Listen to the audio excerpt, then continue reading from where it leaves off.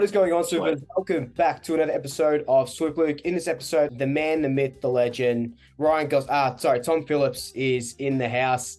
How you going, mate? Oh, the myth. My myth now. The man, the myth. I'm a man and a legend. Now I've become a myth. Now you Oh, become the myth. You become the myth as well. I've been mythical ever since the end of 2020. Left the stables of the Collingwood Footy Club. Now I'm a myth. Back in a big way though. Back in a big way.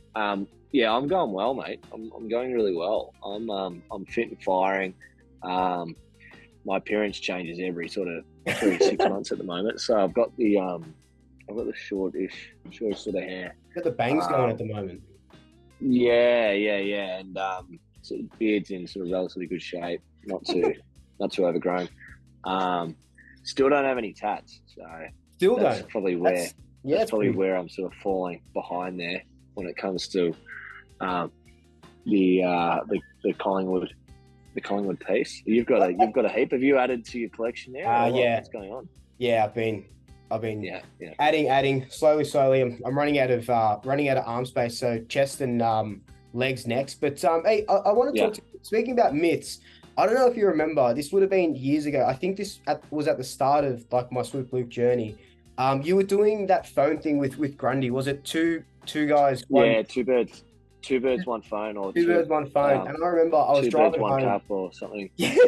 And I remember I was driving home, and you guys were saying something, and you were like, "Oh, tell us a weird fact" or something like that. Anyway, I ended up getting on the live, and you probably don't remember, but I remember saying that we were talking about Stardust and how we're all made of stardust. That's right. I actually remember that. Yeah, I do remember that. Yeah, I do. That's amazing. Yeah, I don't know. This is ages ago, man. When was this? Was this 2018 or I think 2019? Yeah, it would have been started 2019. Yeah. Yeah. That's right. How was that?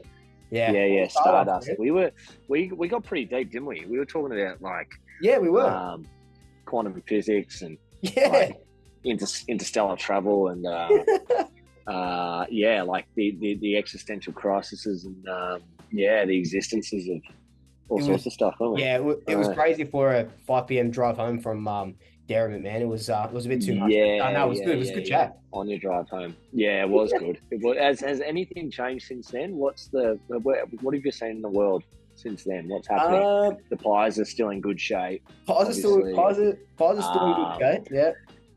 What else is happening? What else is? They sent they've put that new satellite, James Webb telescope satellite into orbit now. So we're starting to see more exoplanets that could be that could hold intelligent life. So that's pretty cool. Okay. Yeah. Well, I mean, how's the life on Earth here? Is there enough intelligent life here, or do you reckon we need to? I don't know, man. How are we as humans? Probably not. Probably not. A little bit. Yeah. That's why Musk wants to get onto Mars, I think. Correct. Yeah. Let's go poach a few. Maybe put a few up for trade. A few different planets. I'll probably be traded. Yeah. What have I been up to? Yeah. Oh man, it's things have been interesting. For me, obviously at the end of COVID, getting traded in Queensland, pretty much. We were up there in the hub.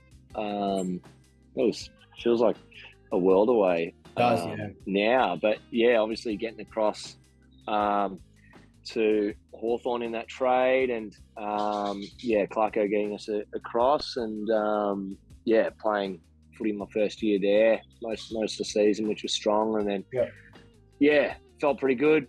A few changes, different coach and different direction, and two major injuries, and then I'm sort of off the list, still sort of, I guess, continuing my footy journey in the VFL this season.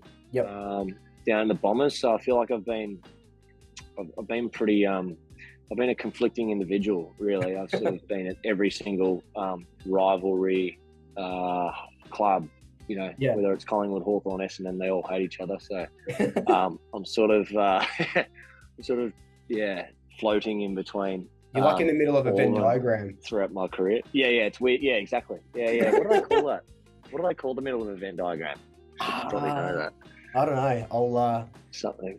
Middle of the Venn diagram. This is good content. It's called the intersection. It's called the intersection. Yeah, well, there you go. I guess I've been sort of at the intersection, especially the Collingwood and Hawthorn Cup.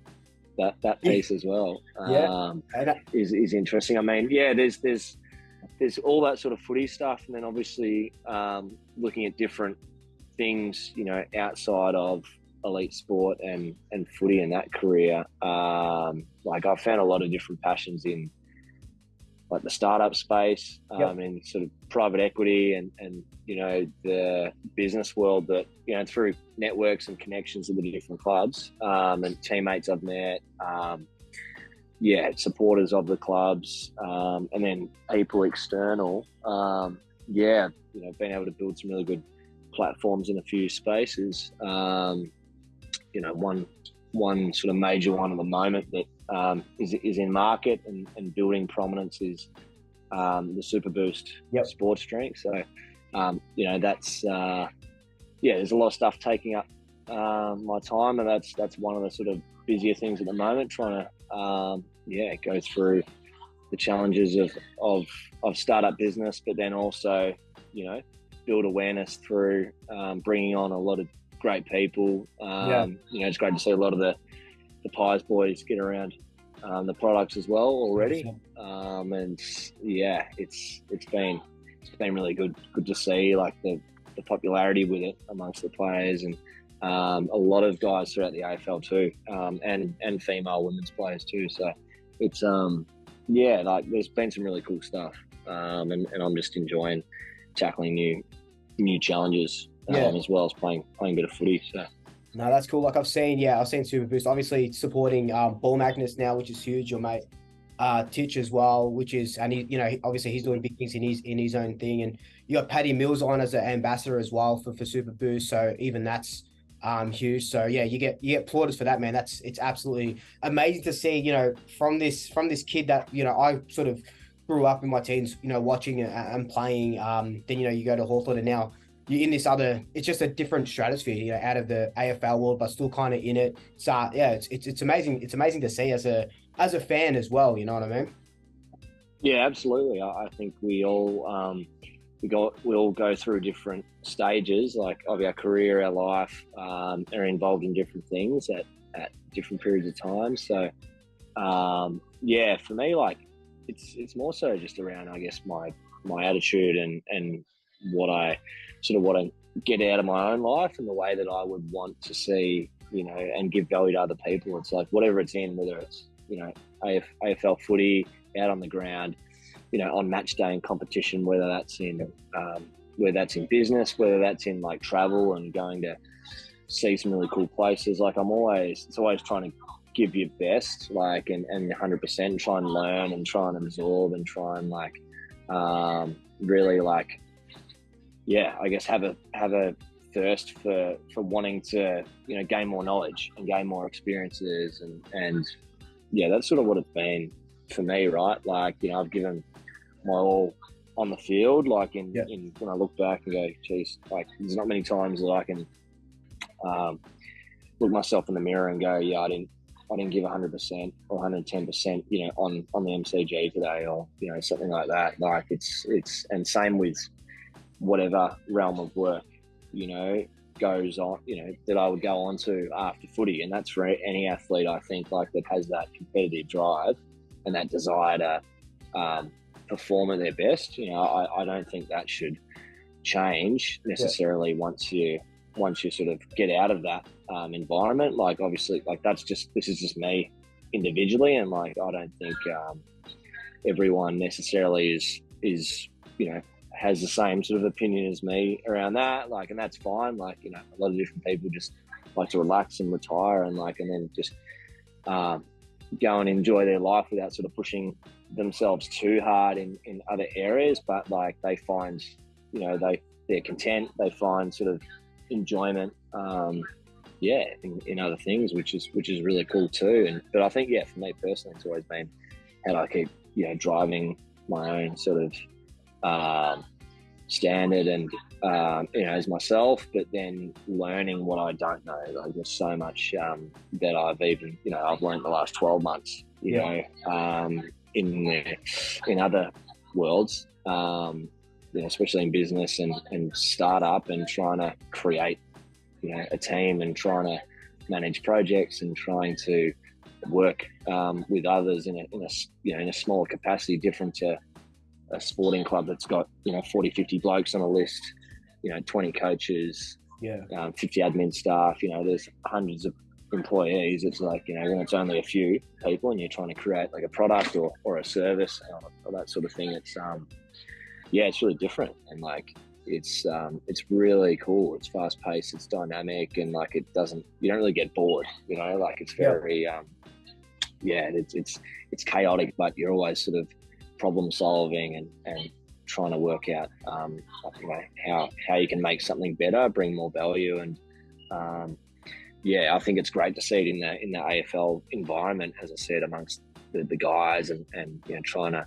drive the next generation towards a healthier sort of future through their nutrition, their diet, something that is better for you, and telling those stories. But it's been great to watch bits and pieces of the footy this year, especially like the Pies. I think whether you're a Pies supporter or not, it's probably hard to not watch some of their games. Like when it's like, gee, they actually are playing a really good brand of footy when they're up. Like, Bomber supporters will be watching Pies games, and I dare say Carlton supporters, Hawthorn supporters. Like, I think Pies are sort of like pretty likable this year, like that, just compared crazy to like other years where people are just like, I really hate them. It's like, no, I think most people actually wanting to watch the 100%. Pies, whether you like them or not. So no, 100%. We've been flying, and like you talk about sort of that drive and stuff, and I guess they kind of merge with what you were saying, about the Pies, especially this year. Like, we're four games away from finals, and obviously you were a big part of the 2018 and 2019 team, and you were there in 2017 when we were down the bottom of that ladder. What do you think was the drive from 2017 to 2018 to get to where we got to? Yeah, I've had this conversation with a few people in the past when that sort of question's been asked. Like, I remember 2017, we were in some really tight games, and like I don't know if you remember, but there are a few games where we would be good for 2.5, 3 quarters, and then we'd fall off for 10, 15 minutes, and we'd just then lose by, we'd go down by a few goals or, a goal, and there were just too many of those games where we were competitive and we did put in effort, but whatever it was, whether it was just, on-field connection, where it just wasn't quite clicking, if we're potentially, I don't think the team mix was quite right throughout 2017. Like, there are a few injuries. There's injuries every year, but like there was, I think, we weren't quite clicking, and I don't think there are enough guys that played enough sort of footy together. There were a lot of changes every week. There was a lot of movement, and we just were also a little bit probably we didn't have a side that was really mature and really like rusted on with the ability to work through tough, I guess, moments in games. But then that sort of shifted. It's interesting, like the last season, the last few games of 2017, I don't know if you remember that I think we won potentially the last 3 games of the season of 2017. I might be wrong, but I remember the last game specifically because Melbourne were going to make the finals. It was the Melbourne one, yeah. The Melbourne going to make the finals, round 23, 2017, and they just cruised. Like, they were sort of like, I was surprised with how they didn't really, the lack of sort of hunger to actually win that game from them, because they were like that was like the defining game for them to make finals, to solidify their spot, and we beat them. You know, Josh Dacos had played only a few games. You know, he played his best game, you know, in his career up until that stage, and you know, look how he's gone the last few years. You know, Kel Brown, like the Brown boys, the young guys were sort of starting to come through, as well as you know, the older boys. So that, but something about that game was just like, we just went out and played. I remember, it was sick. You know, footy that was like, there was no shackles. We couldn't make finals, so there was no like pressure. It was like, you know what, let's just go and play. And I remember that vividly. Like, that was a game where we just belted them, and we didn't have good odds in our favour going into that game. Like, we were probably, everyone was expecting us to lose by a few goals, at least, to Melbourne at the time. But we just played, moved the footy really, you know, in a really exciting way. And we just didn't go into our shell or anything, and everyone like played really proactively and like was really connected, and there's a lot of energy. Everyone was upbeat, really pumped, and just aggressive with the way that we moved the ball and the way we attacked the contest. And we had, you know, just some clear focuses to play our role that day. You know, the last game going into the, you know, the season following that. And so like we were like, you know, there's nothing to lose. We can't make finals. This is our last game. Let's at least stop Melbourne from making the finals. Exactly. Exactly. There was nothing. There was no pressure, man. It was just like, whereas all the other games was still like, oh yeah, we're still like, when we finished, I think 13th that year, 2017, but we were just sort of like,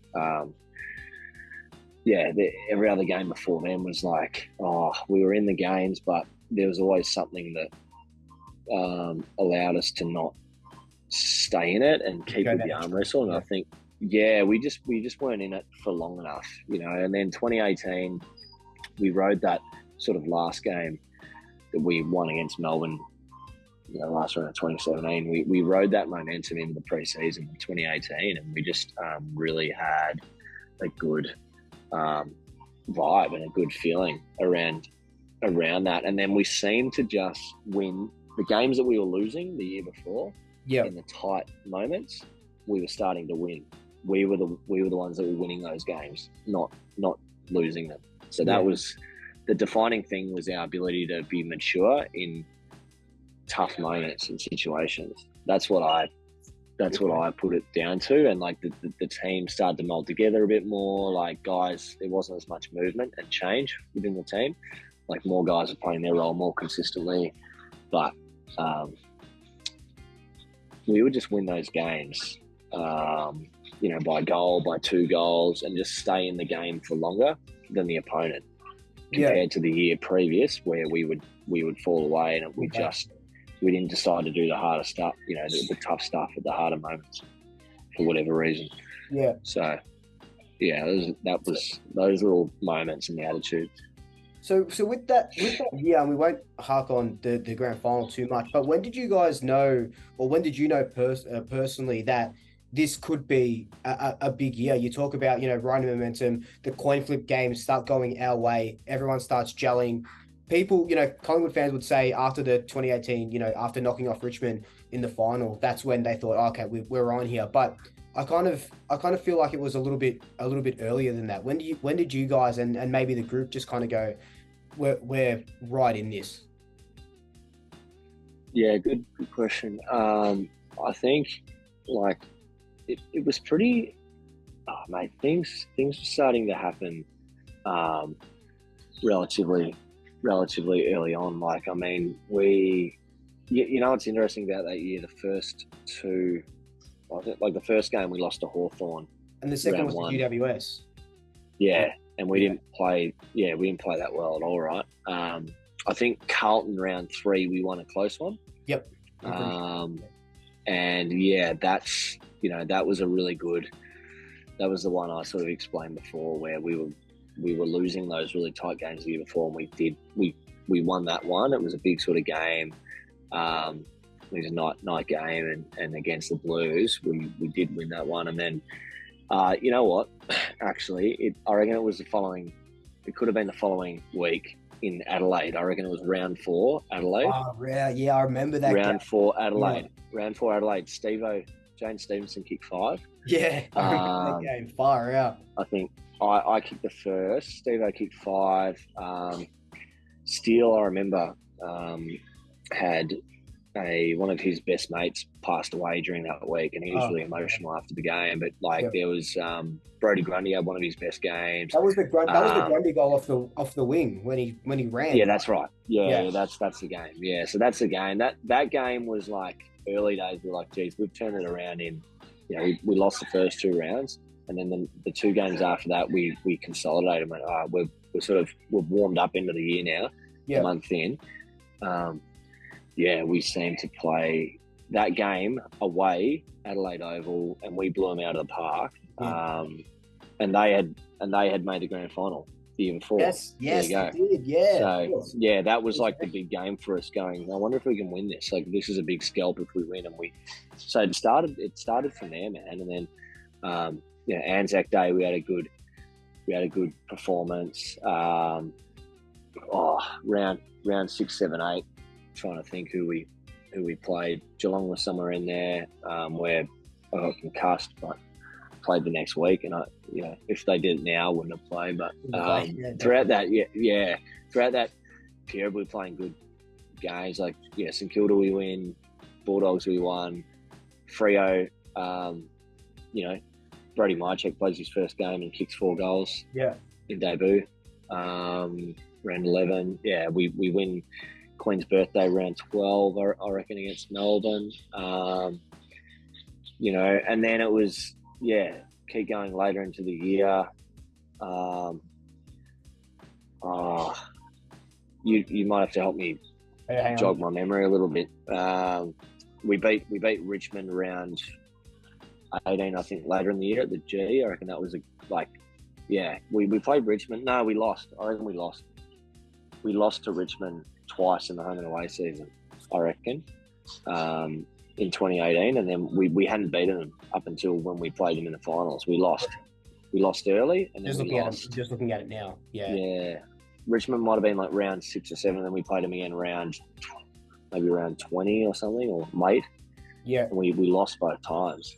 So that was interesting, and we only went down by a few goals, but we just couldn't quite click it together, and then and then we just sort of the prelim was all the focus was on them. That was the thing. So we just went out, and it was similar to Melbourne the year before, really.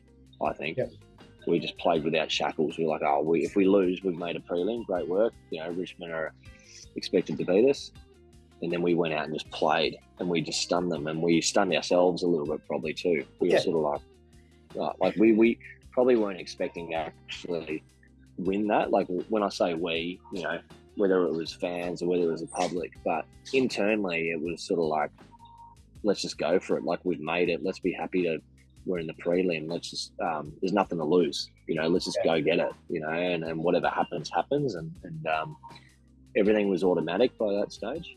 Yeah. The way that we wanted to play and the team dynamic was really smoothed out. The kinks were sort of ironed, and things are really in a good space. Yeah, and that was the year we go down to West Coast in that qualifying final as well, because that was a close game. We beat GWS, which was another close game. I think we beat them by like 10 points or goals. Yeah. But obviously we go into that prelim. Look, we're not going to get into the grand final too much, but what do you think, comparing from what your experiences during that year in 2019, leading into that other GWS sort of prelim with the boys now, 4 games, finals, where we're sitting on top of the ladder. These last couple of weeks, we've looked at, to me anyway, and obviously I've never played professional football, so you might have a different sort of view. We just look very complacent these last couple of weeks. Not the same sort of Collingwood we were at the start of the year. Does that sort of creep in towards the end of the year, and then you get a sort of, like this Carlton loss would be maybe a fire up the arse of the guys, and then we sort of go again for a second half of the season? Yeah, I think so. Yeah, I mean, chatting to I've had a few conversations with some of the guys that have played the last few weeks, and like, yeah, by the sounds, it's sorry, as I was saying, I mean, I think I think that's definitely the case. Like, I think the last few weeks, chatting to a few of the guys, they've sort of said that, you know, it has been a big few weeks, and, you know, back to back, you know, big wins, a lot of energy, a lot of, you know, talk about the team, and, you know, like how they're going to go, how individuals are going. So I think that can happen, man. Like, I'm not surprised that you know, Carlton got over the top. Of the guys, because I mean, Carlton was sort of coming off a little bit more of a not as much hype, not as much sort of expectation. You know, that they were hunting. You know, they were hunting Collingwood, really. Collingwood were, I guess they were the ones that are being hunted. So when that happens, it's you've got to sort of be able to shift your mindset and go, when you are the one that's being hunted, you've got to always like raise that standard and you know, bite back and hunt back. And it's hard. It's hard when they've probably had the last few weeks and months where there has been a lot of energy, there has been a lot of talk and a lot of hype, and sorry, all of a sudden it's got a little bit loud in here. That's okay. But as I was saying, like, it's I'm not I don't think I'm that, you know, surprised. Like, to be fair, like, they, you know, with their best team and when they're in the right mindset, I reckon they'd get over Carlton pretty comfortably, even with their best team. So I don't think they should be too concerned. I think it's sort of a bit more of a I think it's a bit of a one-off. It's just, I think it's energy levels. It's just like getting yourself into the right frame of mind, the right sort of physical prep, and then, you know, just catching up a little bit, I think, with individual and group sort of energy. Like, as I said, speaking to some of the guys, it's like they're saying, you know, it's been a big few weeks. I think, you know, everyone in the rooms was a little bit depleted and a little bit almost down on energy even before the game. And like a little bit sort of depleted, like the feeling of depletion or the feeling of like flat, you know, flatness, like, compared to other weeks. It's like, oh, well, that it must tell you that, you know, it's been a big campaign, you know, and now it's like it's end of the year. That can happen, you know. A few losses late, it's not no surprise when a team's been winning, you know, games and matches in a row for most of the season like that. That's just expected, I think, as well. And what are your thoughts before we sort of leave you? What are your sort of thoughts for the Pies and you know, even against Hawthorn tomorrow, but the Pies for the rest of the season? Obviously, like you said, a lot of media chatter. The guys will hear this media chatter as well, and the, you know, the fans are trying to stay as coy as we can about it. But I don't know, like, at the start of the season, I said it just felt different this year. That was before a ball was bounced. Then I still get like butterflies talking about it, but I don't know. How do you sort of see the rest of the year playing out? No one wants to jinx. No one wants to jinx exactly. That's, you don't want to say anything. I can't say it. Yeah, you don't want to jinx it because we don't. Yeah, no Collingwood fan wants another Dom Sheed to pop up out of nowhere. So so that was an amazing day, but a dark day at the same time. It was one of those unique things. But I think if the players and the club, just like anything, can, you know, hold their nerve and like just really like be in tune with themselves, not, you know, preserve their energy a little bit for when they really need to go at it and have a crack in, and they've just got to balance out, you know, all the external sort of noise. There's a lot of stuff that isn't that, you know, some of it's going to be relevant and most of it probably isn't going to be relevant. When they played their best footy, you know, that talks a lot, you know, is pretty loud, you know, and pretty fierce. And so, they just got to keep backing themselves in, I think. And, you know, the other thing, it's just making sure everyone stays healthy. Like that's the main thing. If they can get their best mix, then I think Collingwood's best mix probably beats any other team's best mix. So, and then if they can execute that on, if they can execute that on game day and keep everyone healthy and like stay in a balanced mindset and make sure the environment promotes that and like makes that happen, then like I'm sure that they'll have a good finals campaign and like go deep into the finals, whatever that looks like. So I think they just got to stay healthy and like keep getting around each other. 100%. And like you said, we don't want to say it, we don't want to jinx it. Look, we've only got a couple more minutes left. I just want to ask you a quick question from a fan before we leave you. Jake says you had 36-3 versus Freo and didn't cop any Brownlow votes, but I know Will Hoskin Elliott kicked 6 that day. How do you feel about that? Well, I think I'm trying to remember who actually got the votes that day. It was Treloar. I checked it before. It was Treloar. Steele had Treloar, Steele, and Will Hoskin Elliott. Right. Yeah. Will had the 3. Yeah. Okay. Yeah. Well, Steele had 37 and a point. So, and he had 2 votes. So I get. Yeah, I don't know what Ads had. He would have had something. I think Ads had 30 and something. I'm not sure. I think he had over 40 that game. Or did he have 40? Yeah, right. Well, look, everyone played well that game. We won by 60. But, look, that's still pretty stiff, I reckon. But that's pretty rogue. I'm not sure who was umpiring that day, but hey, we won. The boys won. Hey, so that's all that matters, right? Team sport. As long as you win. Yeah. Exactly. We can't get too much like that. But, no. Hey, Tommy, look, before I leave you, SuperBoost, man, where can we find it?